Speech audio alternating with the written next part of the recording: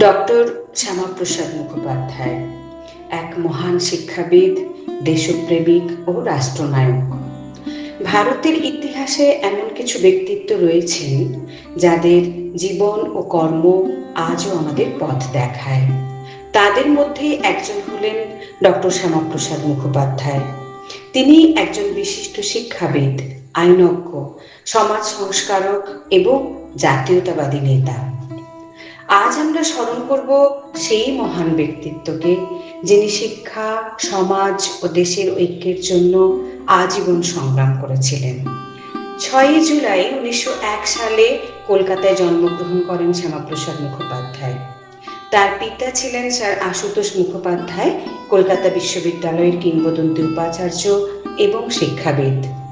ছোটবেলা থেকে শ্যামাপ্রসাদ ছিলেন অত্যন্ত মেধাবী ও অধ্যবসায়ী।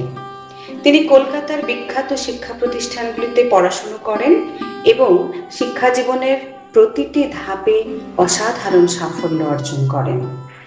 আইন শাস্ত্রে উচ্চশিক্ষা গ্রহণের জন্য তিনি ইংল্যান্ডে যান এবং ব্যারিস্টারি সম্পন্ন করেন।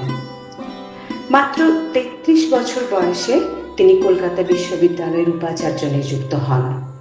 সেই সময় তিনি ছিলেন বিশ্ববিদ্যালয়ের ইতিহাসে সর্বকনিষ্ঠ উপাচার্য। তার নেতৃত্বে বাংলা ভাষার প্রসার, শিক্ষার আধুনিকীকরণ এবং গবেষণার উন্নয়নে গুরুত্বপূর্ণ পদক্ষেপ গ্রহণ করা হয়।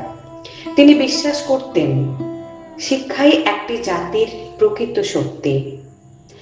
দেশের সামাজিক ও রাজনৈতিক পরিস্থিতি তাকে রাজনীতিতে অংশগ্রহণে অনুপ্রাণিত করে।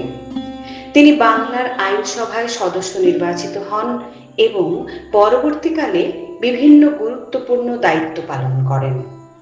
1947 সালে ভারত স্বাধীন হওয়ার পর তিনি স্বাধীন ভারতের প্রথম মন্ত্রিসভায় শিল্প ও সরবরাহ মন্ত্রী হিসেবে যোগদান করেন। দেশের শিল্পোন্নয়ন এবং অর্থনৈতিক অগ্রগতির ক্ষেত্রে তার অবদান ছিল উল্লেখযোগ্য। ডক্টর শ্যামাপ্রসাদ মুখোপাধ্যায় সর্বদা ভারতের অখণ্ডতা ও জাতীয় ঐক্যের পক্ষে সোচ্চার ছিলেন।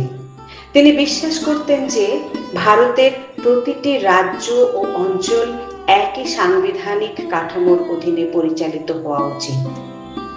জম্মু ও কাশ্মীর সংক্রান্ত বিষয়েও তিনি তার মতামত দৃঢ়ভাবে প্রকাশ করেছিলেন এবং জাতীয় সংহতির প্রশ্নে আপোষহীন অবস্থান গ্রহণ করেছিলেন। 1951 সালে তিনি ভারতীয় জনসংঘ প্রতিষ্ঠা করেন।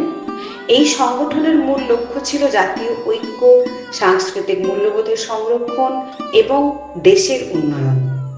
পরবর্তীকালে এই সংগঠনই ভারতের রাজনৈতিক ইতিহাসে গুরুত্বপূর্ণ ভূমিকা পালন করে। 1953 সালে জম্মু ও কাশ্মীর সফরের সময় তাকে গ্রেপ্তার করা হয়। কারাবন্দী অবস্থায় তার শারীরিক অবস্থার অবনতি ঘটে। 23 জুন 1953 সালে তিনি পরলোক গমন করেন। তার মৃত্যু সমগ্র দেশকে শোকাহত করেছিল। ডক্টর শ্যামাপ্রসাদ মুখোপাধ্যায়ের জীবন আমাদের শেখায় দেশপ্রেমের মূল্য, শিক্ষার গুরুত্ব, সাহসিকতা ও নেতৃত্বের শক্তি, জাতীয় ঐক্যের প্রতি অঙ্গীকার। আজও তার আদর্শ কোটি কোটি মানুষকে অনুপ্রাণিত করে।